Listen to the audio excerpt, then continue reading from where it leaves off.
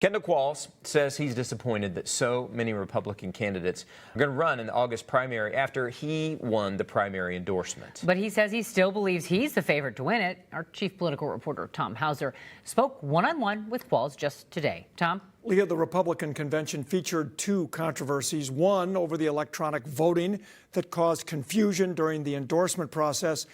And then there was the delegate calling for a moment of silence for Derek Chauvin, a former Minneapolis police officer and convicted murderer. Qualls won the endorsement on the 10th ballot after more than 10 hours of voting last Saturday. He outlasted Lisa Demuth, who led on the first 4 ballots. But after Mike Lindell was forced to drop out, many of his votes went to Qualls, who eventually won the endorsement. But Demuth and Lindell filed to run in the primary anyway. You were hoping that the party would unify behind one endorsed candidate. That did not happen. Yes, unfortunate. Here's what I can tell you. Last election cycle, when I ran for governor, I missed it. I was a narrow number 2. But I knew that going through a primary would weaken Scott Jensen's opportunity.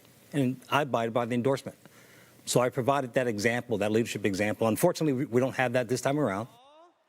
And then there was controversy over a delegate calling for and being granted a moment of silence for Derek Chauvin. Should he have done that? And should the delegates have said, yeah, let's do a moment of silence? Yeah, you know, that was not the time for it. If we're going to do anything, if it was my choice, I would say, yes, let's have a moment of silence for fallen officers.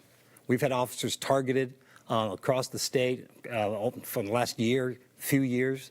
They've had a tough job, and I believe actually they've been made to be scapegoats for the last 8 years. Now, in a follow-up, I asked Qualls if he's elected governor, would he consider a pardon for Chauvin as a member of the Board of Pardons? You can hear his answer and much more on At Issue Sunday morning at 10 o'clock.